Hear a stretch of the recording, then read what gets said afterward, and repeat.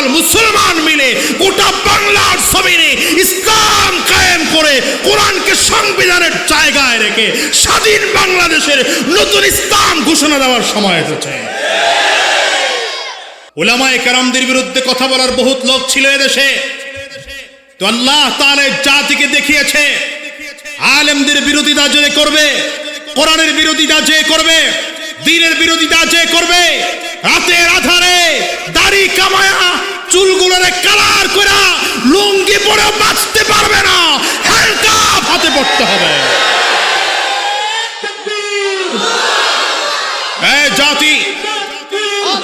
জাতি শিক্ষা গ্রহণ করো, জাতি শিক্ষা গ্রহণ করো। এখন থেকে তাওবা করে ইসলামের কাছে আসো, কোরআনের কাছে আসো, দাড়িওয়ালার কাছে আসো, টুপিওয়ালাদের কাছে আসো। সামনে আর দাড়িওয়ালাদের বিরুদ্ধে কথা বলার সাহস দেখাবে না, টুপিওয়ালাদের বিরুদ্ধে কথা বলার সাহস দেখাবে না, ইসলামের বিরুদ্ধে কথা বলার সাহস দেখাবে না। যদি দেখাও ফেরাউন, নমরুদ, সাদ্দাত, কারুন, শেখ হাসিনার মতো পরিস্থিতি হবে তোমার।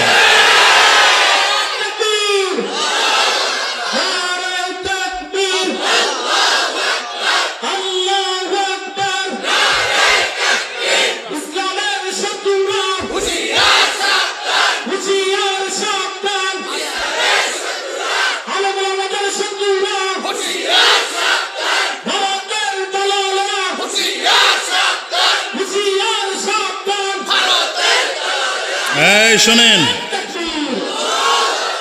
আমি তো আলহামদুলিল্লাহ স্বপ্ন দেখি আগামীর বাংলাদেশ হবে টুপিওয়ালাদের বাংলাদেশ।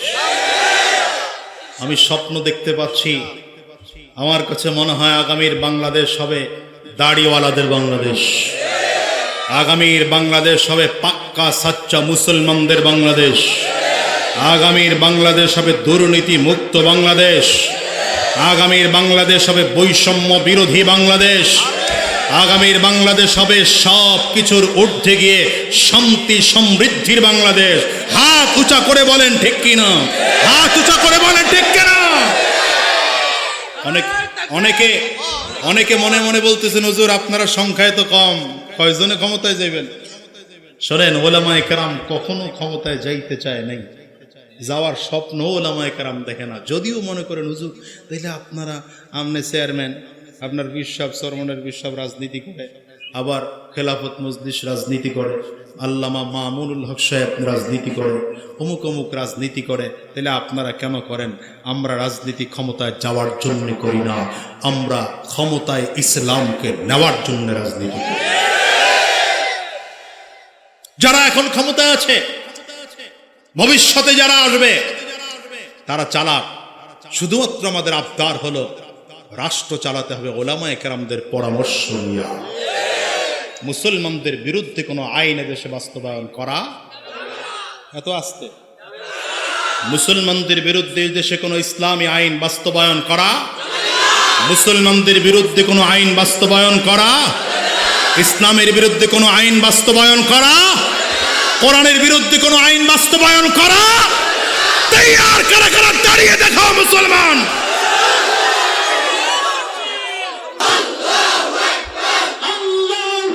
বসেন, বসে পড়ে, বসেন, বসে পড়ে।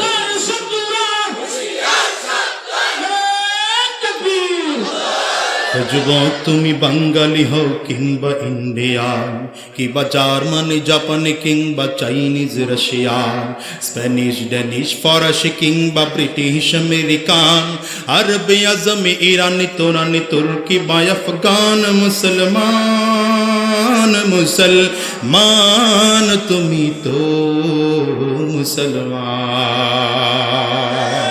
ঠিক কিনা বলো? তুমি সাদা হও কিংবা কালো হও, দেখো রক্ত তোমার লাল, সুখী হও কিংবা দুঃখী হও, রেখো ইমান নির্ভেজাল, কাছে রাও কিংবা দূরে রাও, তবু কাবাই তোমার ঘর, স্লোগানে তোমার কেঁপে ওঠে পৃথিবীটা থর থর, মৃত্যু তোমায় জানায় সালাম, দূরে থাকে শয়তান, মুসলমান মুসলমান তুমি তো মুসলমান। আমাদের এক নম্বর পড়েছে আমরা কথা কয় না আমরা। এই রাজনৈতিক দল যারা করেন এইবার একটু কান খুলে শোনেন। এখন কারো কারো বিরুদ্ধে যাবে, গেলেও খুব মনোযোগ দিয়ে শুনেন। ইনজেকশন দিলে একটু ব্যথা লাগে, কিন্তু রোগী ভালো করার জন্য ইনজেকশন দিতে হয়। এখন যেটা বলবো এতে একটু কষ্ট আপনাদের লাগবে, কিন্তু এরপরে শুনবেন মূলটা বোঝার জন্য। এই মুসলমানদের ঐক্য নষ্ট করার জন্য কাফিররা দ্বিতীয় নম্বর পদ্ধতি আমাদের মাঝে ছেড়ে দিয়েছে। কোনটা? Political party. অর্থাৎ আমরা প্রত্যেকেই দলে দলে বিভক্ত। মুসলমানের বাচ্চা কেউ আওয়ামী লীগ, কেউ বিএনপি, কেউ জাতীয় পার্টি, কেউ জামাত, কেউ জাসদ, কেউ বাসদ, কেউ আন্দোলন, অমুক তমুক, কেউ ডানের দল, কেউ বামের দল। অর্থাৎ এক মুসলমানের ঘর থেকে যেখানে ইসলামের পক্ষে 10 লাঠি বের হওয়ার দরকার ছিল, সেই মুসলমানের ঘর থেকে আফসোস হয় ইসলামের বিরুদ্ধে লাঠি বের হয় 10টা। কি কথা কন? আবার পরিস্থিতি কেমন? আওয়ামী লীগের লোক যদি বিএনপির লোকজনরে মারছে এতদিন, খুব খুশি আওয়ামী লীগের লোক, আরে মরছে বিএনপির দামও করতে এত আসতে কয় কে এরা। আবার এখন বিএনপির লোকজন যারা, এরা আওয়ামী লীগ মারলে খুব খুশি। এই কথা কয় না? হ্যাঁ, জামাতের লোক মারলে অমুক খুশি, অমুক মারলে অমুক খুশি। অথচ আমাদের হওয়ার প্রয়োজন ছিল চিনি না আওয়ামী লীগ, চিনি না বিএনপি, চিনি না জামাত, চিনি না চরমনাই, অপরাধ যে করে আমরা তাকে প্রত্যাখ্যান করব। ঠিক না?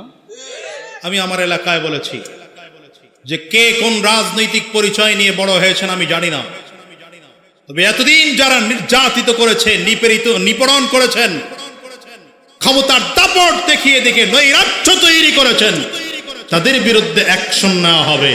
আর যারা নরমাল ছিলেন তারা অবশ্যই নরমাল বসবাস করবেন, আপনাদেরকে কেউ কোনোদিন ঝামেলা করবেন।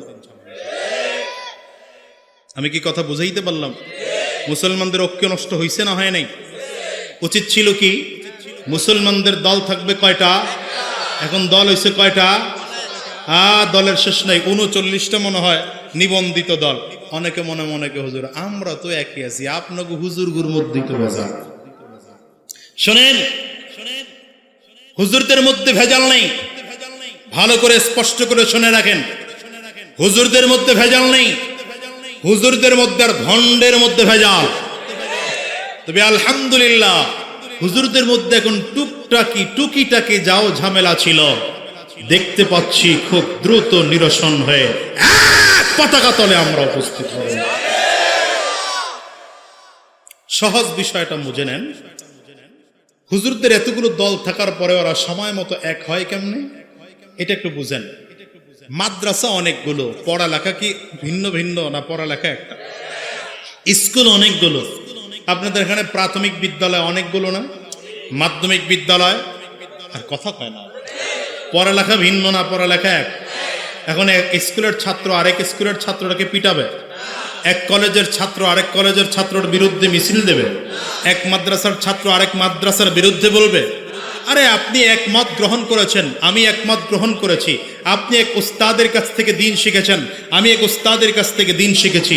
আপনি এক পীরের মুরিদ, আমি এক পীরের মুরিদ। হয়েছে কি তাতে? কোনো অসুবিধা নেই, বরঞ্চ আমাদের বিশ্বাস এটা হতে হবে আপনার মাথায় টুপির ধরনটা কোন ধরন সেটা আমার দেখার প্রয়োজন নেই। আপনার মাথার টুপিটা গোল না পাঁচকল্লি না জালি টুপি না কিস্তি টুপি দেখার প্রয়োজন নেই, বরং আমি দেখতে চাই আপনার মাথায় টুপি আছে, আমার মাথায় টুপি আছে, আপনার মুখেও দাঁড়িয়ে আছে, আমার মুখেও দাঁড়িয়ে আছে, আপনারও সুন্নতি পোশাক আছে, আমারও সুন্নতি পোশাক আছে। আপনিও এক আল্লাহকে রব মানেন, আমিও এক আল্লাহকে রব মানি। আপনিও মুহাম্মদুর রাসূলুল্লাহ সাল্লাল্লাহু আলাইহি ওয়াসাল্লামকে নবী মানেন, আমিও মুহাম্মদুর রাসূলুল্লাহ সাল্লাল্লাহু আলাইহি ওয়াসাল্লামকে নবী মানি। আপনিও কোরআনকে গঠনতন্ত্র সংবিধান মনে করেন, আমিও কোরআনকে গঠনতন্ত্র সংবিধান মনে করি। আপনি আর আমি ভাই ভাই, আপনার আমার মধ্যে কোনো পার্থক্য নাই। কথা বুঝাইতে পারলাম? সুতরাং পার্টি থাকলে থাকুক, কিন্তু সময় মতো আমরা বলেন, সময় মতো আমরা যেমন জালিমের বিরুদ্ধে আমরা এক হয়েছি। আমি তো আনন্দে আমার বুকটা ভরে যায়, যেই সকল ভার্সিটির ছেলেগুলোর ওয়ালে থাকতো টিকটক দিয়ে ভরা, গান দিয়ে ভরা, প্রেমের কবিতা দিয়ে ভরা, মুরব্বীরা তো ফেসবুক বুঝবে না, ফেসবুক বুঝছেন বাজার? এরা মনে করছে কোনো মাছের নাম কইছে, খাওয়ান টাউনের নাম কইছি। হ্যাঁ, বুঝে সব, বুঝে বুঝে বুঝে না মানে ওদের এক মুরব্বী এত বড় একটা নিয়ে আসছে আমার কাছে মোবাইল, এটা কি যেন কয়, ট্যাবলেট, আচ্ছা এটা নিয়ে আসছে। হুজুর এটা কেন? আমার ছেলে আমারে বিদেশ থেকে পাঠাইছে, এটার মধ্যে ফেসবুক খুলে দিছে, দোয়া করে দেন।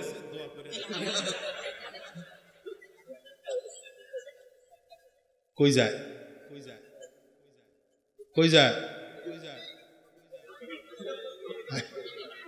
হ্যাঁ, সাবধান, আর কেউ উঠেন। কি এক ঝামেলা, বসনও পাওয়া যায় না, এখন মুরব্বী কইও ডাক দেওয়া যায় না। হ্যাঁ, মুরব্বী, হ্যাঁ হ্যাঁ, যেই ছেলেদের ওয়ালগুলোতে এক সময় প্রেমের কবিতা শেয়ার হতো, যে ইউনিভার্সিটির ছাত্রদের ফেসবুক ওয়ালে এক সময় গান হতো, টিকটক শেয়ার হতো, শুকরিয়া জানাই রবের কাছে, আজকের দীর্ঘ 2 মাস ধরে দেখতে পাচ্ছি সেই সন্তানগুলোর ওয়াল থেকে দেশের পক্ষে পোস্ট হয়, ইসলামের পক্ষে পোস্ট হয়, কোরআনের পক্ষে পোস্ট হয়। আমি তো মনে করি বাংলাদেশের এর চেয়ে বড় বিজয় আর কে দেখতে চায়? এটাই তো চেয়েছিলাম। এই সন্তানগুলো এখন আর টিকটক শেয়ার দেয় না, ওই কি বলে গান শেয়ার দেয় না, নাচ শেয়ার দেয় না। এই ছেলেগুলো এখন দেশের পক্ষে কথা বলে, কি বলে, মাতৃত্বের কথা বলে, নৈরাজ্যের বিরুদ্ধে কথা বলে, দুর্নীতির বিরুদ্ধে কথা বলে। স্বপ্ন, আমার মনে হয় এখানে প্রত্যেকজন বাবা স্বপ্ন দেখতেছিল যে আমার সন্তানগুলোকে এমন সন্তান দেখতে চায়। আল্লাহ প্রত্যেকজন বাবার স্বপ্ন পূরণ করেছে।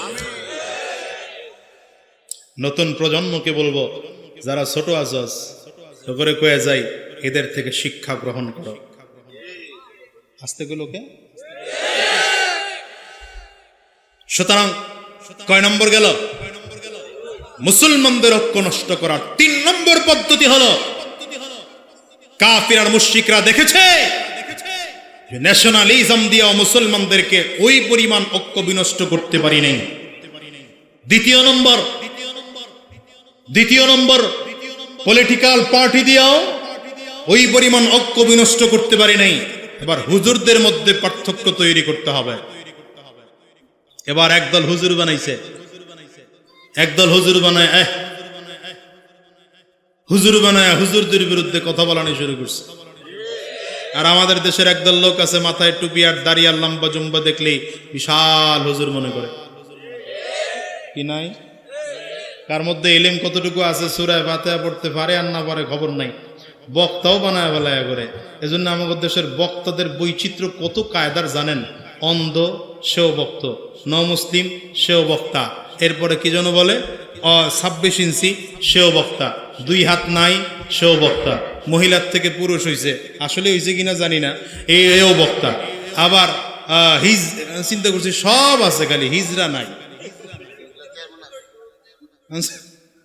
চিন্তা করলাম যে হিজরা মনে হয় এই সিজনে নামানো দরকার একটা। হাসতেছেন আপনারা, হাসতেছেন? চিল্লায় কান্নার দরকার ছিল জাতি। ইসলাম নিবেন কার কাছ থেকে? যে কোরআন পড়ে না, হাদিস পড়ে না। হ্যাঁ, সেই শুদ্ধ করে কোরআন পড়তে পারে না, তার কাছে ইসলাম নিবেন, তার কাছ থেকে। প্রধান বক্তা বানায় বসায় রাখছেন, ব্যাস বিশাল ওয়াজ করে চিল্লায় ভাড়ায় ফেলাইছে। আর পাবলিক রাস্তা দিয়ে কইতে যায়, আর কি ওয়াজ বেড়া, এর চেয়ে ওয়াজ দুনিয়া আছে? আর একটা দেবেরই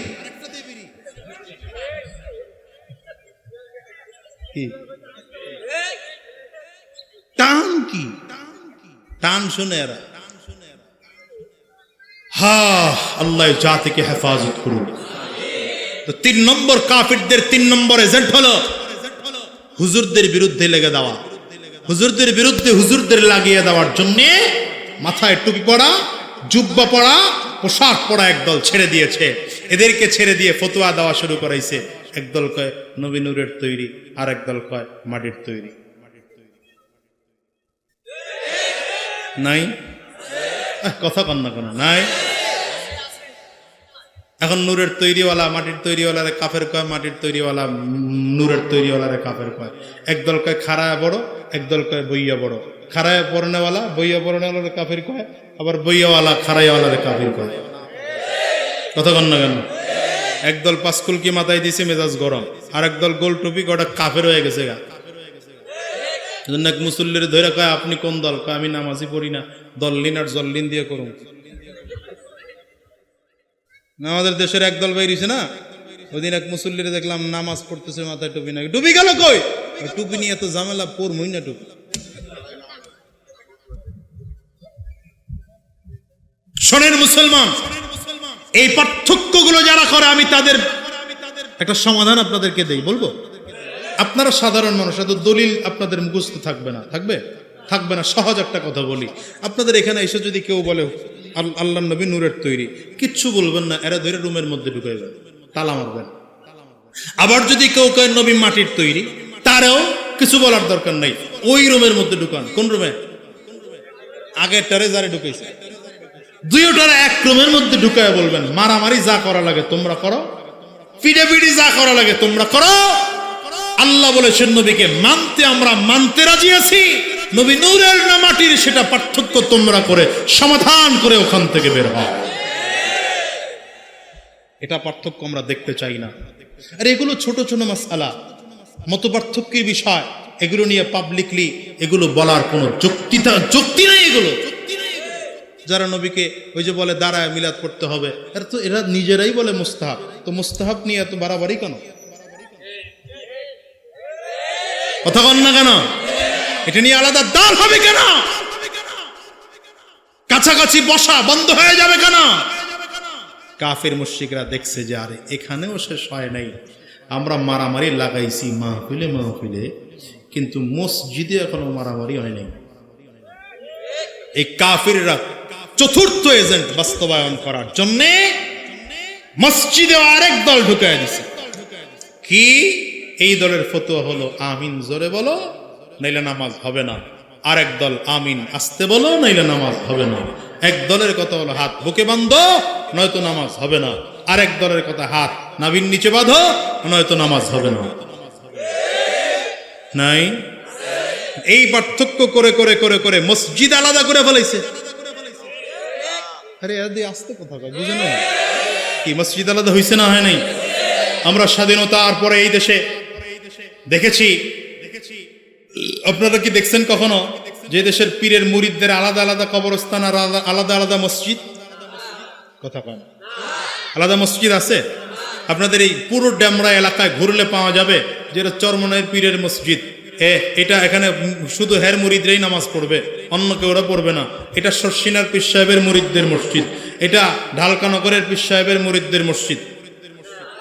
হ্যাঁ, মসজিদ আলাদা আছে শিয়াদের, মসজিদ আলাদা আছে আহলে কি বলে ওই যে ওই কি বলে কাদিয়ানীদের, যাদেরকে আমরা অমুসলিম জানি।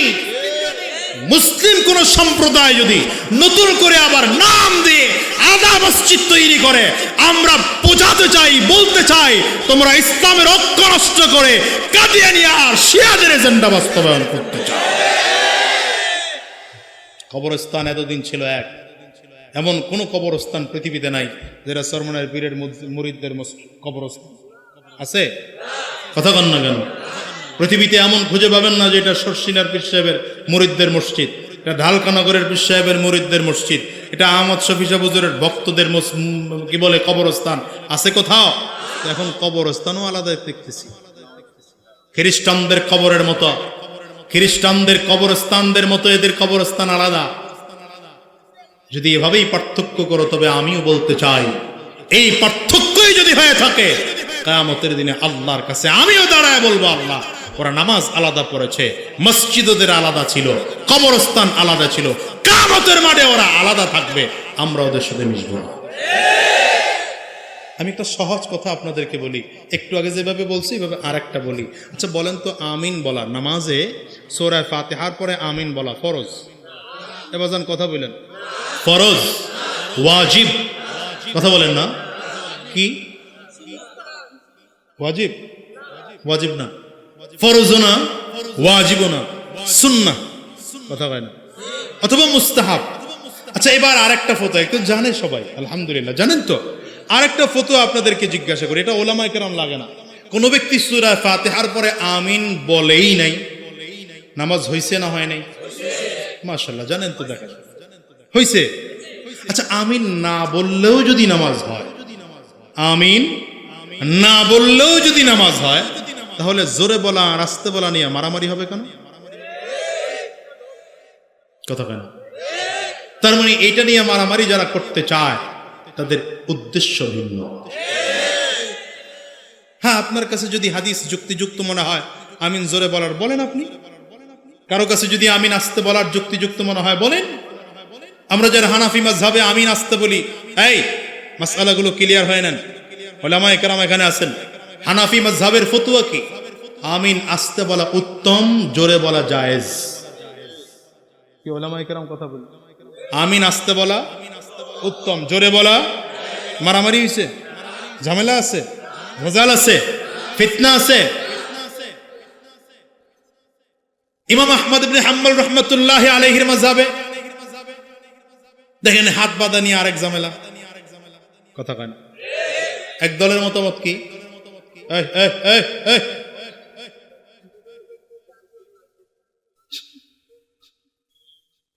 এক দলের মতামত হাত থাকবে কই? বুকে। আরেক দলের মতামত, এখন এক দলের কথা হলো হাত যদি নাবিতে হয় তাহলে নামাজি হবে না। আরেক দলের মতামত বুকের উপরে হাত পাতলে নামাজি। এখন আমার কথা হলো, হারামে যারা যান, আরব দেশে যারা যান, গেলে দেখবেন সেখানে সব মাযহাবের লোক আছে। ইমাম আবু হানিফা রাহমাতুল্লাহি আলাইহির মাযহাবের যারা, এরা হাত নাভির নিচে বাঁধে। আবার শাফি রাহমাতুল্লাহি আলাইহির মাযহাবে হাত বুকে বাঁধে। ইমাম আহমদ ইবনে হাম্বল, ভাই কথা কয়েন না আপনি, ইমাম আহমদ ইবনে হাম্বল রাহমাতুল্লাহি আলাইহির মাযহাবে তো হাতই বাঁধে না। হাত ছেড়ে দিছে মানে মনে হয় কি করবি কর, বানমু না।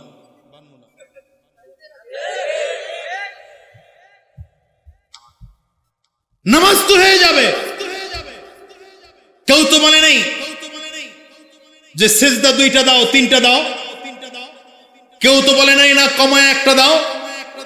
নামাজের ফরজ ঠিক আছে, ওয়াজিব ঠিক আছে, সুতরাং নফল নিয়ে ইখতিলাফ করে উম্মাহকে বিভ্রান্ত করা যাবে না। এতদিন যা করেছেন, আজকের গোটা জাতিকে আহ্বান করব, গোটা জাতিকে আহ্বান করব, এক হওয়ার সময় এসেছে। আসতে বলেন কেন? এক হওয়ার সময় এসেছে। পার্থক্য করার সময় এখন নয়, পৃথক হয়ে থাকার এখন সময় নয়, টুপি কার কোন কালারের সেটা দেখার সময় এখন নয়, আমিন কে জোরে বলে কে আস্তে বলে সেটা দেখার এখন সময় নয়, কে কোন পীরের মুরিদ সেটা দেখার সময় এখন নয়, কে কোন দল করে সেটা দেখার সময় এখন নয়। এখন টোটাল মুসলমান মিলে গোটা বাংলার জমিনে ইসলাম কায়েম করে কোরআনকে সংবিধানের জায়গায় রেখে স্বাধীন বাংলাদেশের নতুন ইসলাম ঘোষণা দেওয়ার সময় এসেছে। আমরা পার্থক্য করব না এক হব? সবাই বলেন, পার্থক্য করব না এক হব? নামাজ নিয়ে কোনো মতনৈক্য আমাদের মধ্যে থাকবে না। ওই মাজার নিয়ে মতনৈক্য আমাদের মধ্যে যদি থাকেও সেটা ইসলামের কাছে আসবে না। ওটা ওলামায়ে কেরামদের ব্যাপার, ওলামায়ে কেরাম আলোচনা করবেন, আমরা যতটুকু জানি সে অনুযায়ী আমল করব। কথা বুঝাইতে পারলাম? আপনাদেরকে আরেকটা ছোট্ট কথা বলে যাই। আপনারা শুধু মাঝে মাঝেই বলেন, হুজুর আপনারাই তো ঠিক নাই, আমরা ঠিক হমু কেমনে, আপনারাই তো এক না, আমরা এক হমু কেমনে। শোনেন, ভালো করে বুঝেন, আমাদের এক হওয়ার অপেক্ষায় আপনারা যদি থাকেনও ইনশাআল্লাহ পাবেন। আর যদি ওলামায়ে কেরাম এক নাও হয়, অসুবিধা কোথায়? আপনি যে কোনো একজন ওলামায়ে কেরামদের পক্ষে কাজ করেন, ওলামায়ে কেরামদের মধ্যে এক এমনি চলে আসবে ইনশাআল্লাহ। তবে ভেজাল থাকবে কেন জানেন? যে জিনিস যত বেশি দামি সেই জিনিসে ভেজাল তত বেশি হয়। মানুষ স্বর্ণেই ভেজাল দেয়, কথা বলে না। মানুষ সয়াবিন তেলেই ভেজাল দেয়, পাম অয়েলে কেউ ভেজাল দেয় না। সুতরাং আলেমদের মধ্যে 2-1 জন থাকবে যারা নামধারী আলেম, মূলত আলেম না। এদেরকে খুঁজে খুঁজে ইসলাম ও কোরআন ও হাদিসের পরশ পাথর দিয়ে ছেকে ছেকে খুঁজেন। যে কোরআন ও হাদিসের বাউন্ডারিতে টিকবে সে আলেম, যে টিকবে না সে আলেম নয়। রাগ করলেন মনে হয়। ওয়াতাসিমু বিহাবলিল্লাহি জামিআন ওয়া লা তাফাররাকু। রব্বে কারীম বলেন, দুনিয়ার মুসলমানেরা গোটা জাতি এক হয়ে যাও, ইসলামের রশিকে আঁকড়িয়ে ধরো, মজবুত করে ধরো, সাবধান, পৃথক হয়ে যাও না। এই মুসলমান, আমি বারবার করে বলি, আবারও প্রশ্ন করে বলেন তো আল্লাহ কয়জন? আওয়াজ দিয়ে আঙ্গুলটা উঁচা করে চিল্লায় বলেন আল্লাহ কয়জন? নবী কয়জন? নবী কয়জন? কোরআন কয়টা? আওয়াজ করে চিল্লায় বলেন। হ্যাঁ মুসলমান, আমাদের কোনো দল নাই, দল আমাদের একটা। আমাদের দল কয়টা? আল্লাহর দল। কার দল? জোরে বলেন কার দল? আঙ্গুলটা উঁচা করে চিল্লায় বলেন কার দল? আর জোরে বলেন কার দল? এক দল, আল্লাহর দল। অন্য কোন দলের আদর্শ বাস্তবায়নের জন্য মুসলমানের বাচ্চা রক্ত দিতে পারে না, জীবন দিতে পারে না, লড়াই করতে পারে না। যদি রক্ত মুসলমানদের দিতে হয়, এক আল্লাহর জমিনে আল্লাহর কোরআন বাস্তবায়নের জন্য রক্ত দিবে, আল্লাহর জমিনে আল্লাহর দ্বীন বাস্তবায়নের জন্য রক্ত দিবে। মুসলমান যদি মিছিল লাগায়, দুনিয়ার কোন দলের মিছিল নয়, মিছিল দিবে তো আল্লাহর জন্য মিছিল দিবে। তোমার নেতা আমার নেতা, এই স্লোগানও মুসলমান জানে না রে। তোমার নেতা আমার নেতা বিশ্ব নবী। মুখ বন্ধ রাখে কেডা কেডা, খেয়াল করে নি। তোমার নেতা আমার নেতা, একটু দেরি হইলে অসুবিধা নেই। আরে ভয় পেয়েন না, আপনি কি মনে করছেন আমি খুব ওয়াজ করলে আমার খুব ভালো? কালকে জুমা আছে না, কালকে আবার বয়ান আছে না, দুইটা।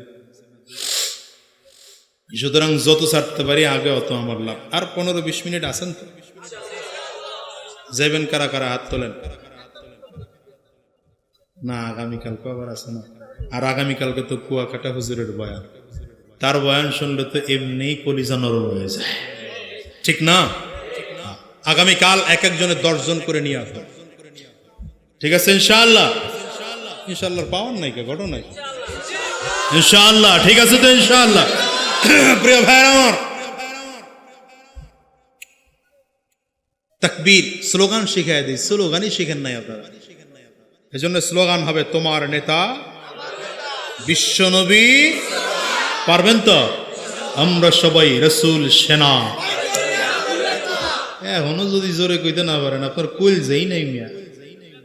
আমরা সবাই রাসূল সেনা। দেন কাশি দেন, গলা ক্লিয়ার করেন, ভালো করে কাশি দেন মিয়া। আর হাত দুইটা টান টান করে উঁচা করেন। ডানে আর বামে তাকায় দেখেন, হাত তুলে নাই কে। মনে করবেন জাতীয় অলস, অলসের মেডেল দেওয়া দরকার তার। হাত তুলছে সবাই? ভালো করে তুলেন। হ্যাঁ, হাতগুলো মুঠ করে ঝাঁকি দেন, জোরে সোরে ভালো করে ঝাঁকি দেন। শরীরের মধ্যে একটা স্পিড আসুক, দেন ঝাঁকি। এবার কণ্ঠের যতটুকু আওয়াজ আছে পুরোটা আওয়াজ ছেড়ে দিয়ে একটা তাকবীর হবে। রেডি? ওই যে হাত তুলে নেয়, হ্যাঁ ভালো করে দেন, ঝাঁকি দেন। দেখেন ঝাঁকির ছুটে আবার আর একজনের নাক ফাটাই দিয়ে দিয়েছেন, ঝাঁকি দিয়েছেন তা মাশাআল্লাহ। এবার কণ্ঠের পুরোটা আওয়াজ ছেড়ে দিয়ে একটা তাকবীর হবে। রেডি? হয় না মুসলমান? রেডি? নারে তাকবীর। না, এসে আমার নির্বাচনী আওয়াজ বেশি।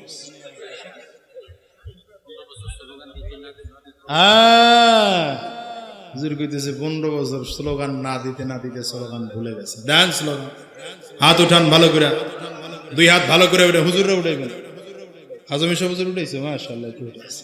হ্যাঁ উঠান, দুই হাত উঁচা করে। নারে তাকবীর, আরো জোরে নারে তাকবীর।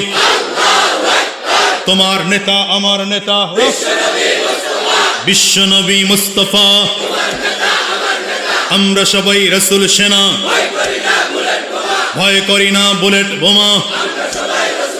নারে তাকবীর, কোরআন সুন্নাহর আলো, কোরআন সুন্নাহর আলো, কোরআন সুন্নাহর আলো সংসদে চালো। কোরআন সুন্নাহ যেখানে, আলেম ওলামা যেখানে, পীর বুজুর্গ যেখানে, সুদ ঘুষ যেখানে, নাই তো? ভালো করে নাই তো? আপনাদের এলাকায় আসেনি সুদখোর, ঘুষখোর, মদখোর, জুয়াখোর, ক্যাসিনোখোর? ওরা হলো দেশের লাগি মহামারীর মহতন, পাইলে কলম ঠেকাইয়া চালায় ওরা নির্যাতন। ঘুষের টাকায় ওদের ভুরি, ঘুষের টাকায় ওদের ভুরি, করে যে টান টান।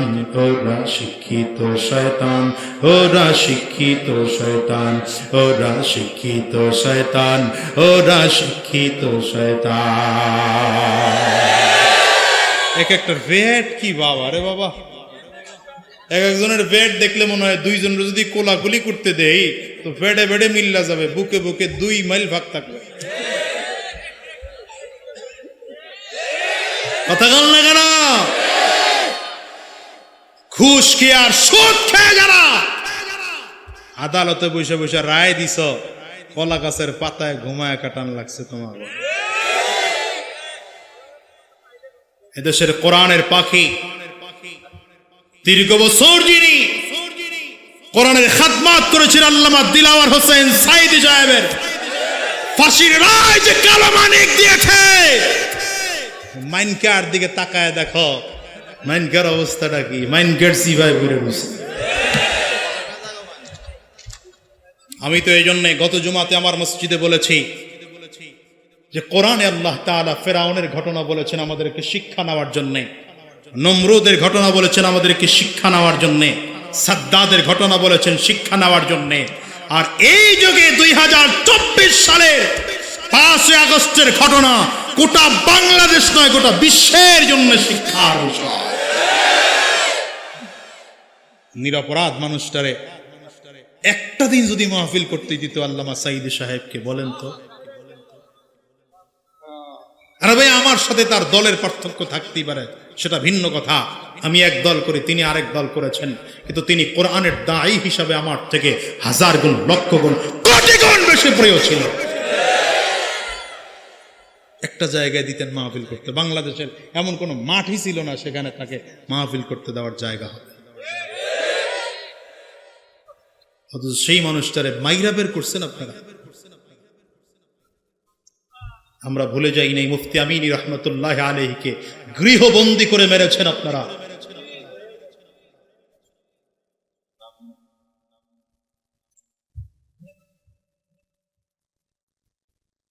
প্রতিশোধ নিতে চাইলে হাজারো প্রতিশোধ নিতে পারতাম, হাজারো প্রতিশোধ নিতে পারতাম, কিন্তু আমরা মাফ করার জাতি এজন্য এখনো চুপ করে আছি। নতুন করে দুঃসাহস দেখাবেন না বাংলাদেশে আলেমদের বিরুদ্ধে কথা বলার। সাবধান করে বলে, সাবধান করে বলে।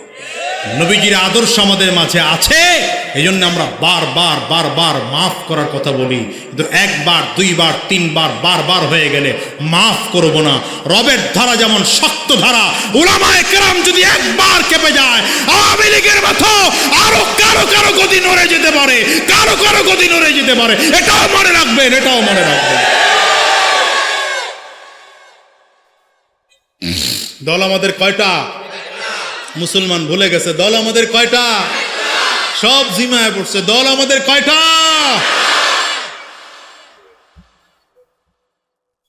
ওয়াতাসিমু বিহাবলিল্লাহি জামিআন ওয়া লা তাফাররাকু। রব্বে কারীম বলেন, দুনিয়ার মানুষেরা আমি আল্লাহর রশিকে মজবুত করে আঁকড়িয়ে ধরো, সাবধান পৃথক হও না। নবী আলাইহিস সালাতু ওয়াস সালাম বলেছেন, তারাকতু ফীকুম আমরাইন লান তাযিল্লু মা তামাসসাকতুম বিহিমা কিতাবাল্লাহি ওয়াস সুন্নাতা রাসূলি। হে দুনিয়ার মুসলমানেরা, আমি নবী তোমাদের মাঝে দুটো জিনিস রেখে গেলাম। দুটো জিনিসকে যদি আঁকড়িয়ে রাখতে পারো, মজবুত করে ধরে রাখতে পারো, তাইলে তোমরা কোনো দিন পথভ্রষ্ট হবে না। এক নম্বর আমার আল্লাহর কুরআন, আমার, দ্বিতীয় নম্বর আমি নবীর সুন্নাহ। আমি আমার মুসলমান ভাইদেরকে বলে যাব, এখনো তোমার আমার মাঝে কোরআন কারীম রয়েছে, নবীজির সুন্নাহ আছে, নবীজির আদর্শে আদর্শবান উলামায়ে কেরাম আছে। উলামায়ে কেরামদের হাতে হাত দিয়া জীবনের তরে তওবা করিয়া কোরআন অনুযায়ী নিজের জীবনটাকে সাজাও। খোদার কসম করে বলে যাই, দুনিয়া শান্তি, পরকালীন শান্তি। এই শান্তির পেছনে দৌড়িয়েছেন আমার নবী। জানো মুসলমান, যে দিন নিয়ে তুমি আজ বাহানার মধ্যে তৈরি করছো, যে দিন নিয়ে তুমি চক্রান্তর ষড়যন্ত্র করা শুরু করেছো, যে কোরআনের বিরুদ্ধে বলো, এই কোরআনকে গোটা জমিনের মধ্যে বাস্তবায়ন করার জন্য আমার নবী রাহমাতুল লিল আলামিন দান মুবারক শহীদ করেছেন, নবীজি রক্ত ঝরিয়েছেন। এই দিন দুনিয়ার জমিনে জিন্দা করার জন্য সাহাবায়ে কেরাম জীবন দিয়েছে। এরে দুনিয়ার যুবক, বদরের ময়দানে, উহুদের ময়দানে সাহাবায়ে কেরাম পাগলের মতো করে দৌড়ায়। আরেকজন সাহাবী ডাক দেয়, দাঁড়া, কই যাও? সাহাবী ডেকে বলে, আমারে ডাইকো না, আমারে ডাইকো না। আমি তো তাকে দেখি উহুদের ময়দান থেকে জান্নাতের ঘ্রাণ এসে আমার নাকের মধ্যে লাগে। রাসূল আরবি সাল্লাল্লাহু আলাইহি ওয়াসাল্লাম উহুদের ময়দানে বীর বিক্রমে যুদ্ধ করতেছেন আমার নবী। বদমাশ কাফির গুলো এত জোরে তীর মেরেছে রাহমাতুল লিল আলামিনকে লক্ষ্য করে। নবীজির মাথার লোহার টুপিটা ভেঙে লোহার টুকরাটা নবীজির মাথার কপাল দিয়ে ঢুকে যায়। আমার নবীজির চেহারা বেয়ে বেয়ে রক্ত টপ টপ করে পড়া শুরু হয়। রাহমাতুল লিল আলামিন হাত চেহারার মধ্যে দিলেন, চেহারার থেকে হাত বের করে আনলে তাকে দেখেন পুরো হাত রক্তে লাল হয়ে গিয়েছে। নবীজি সেদিন জবান থেকে বের হয়ে গেল, কাইফা ইউফলিহু কওমান দাম্মু ওয়াজহা নবিয়্যিল্লাহ। সেই জাতি কেমন করে সফল কাম হবে যেই জাতি নবীজির চেহারা থেকে রক্ত ঝরায়। আমার মালিক ডেকে বলে, হাবিব, আপনি কি খুব রাগ করেছেন, বড় কষ্ট পেয়েছে? বরাবর নবী বলেন, আল্লাহ,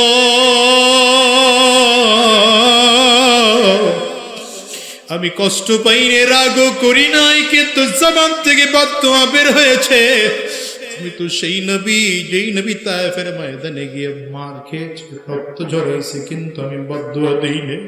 ওরে মুসলমান, তুমি কি জানো, যারা আরব দেশে গিয়েছেন তারা জানেন সমতল জমিন থেকে ৭,০০০ ফিট উপরের জায়গা হলো তায়েফের জমিন।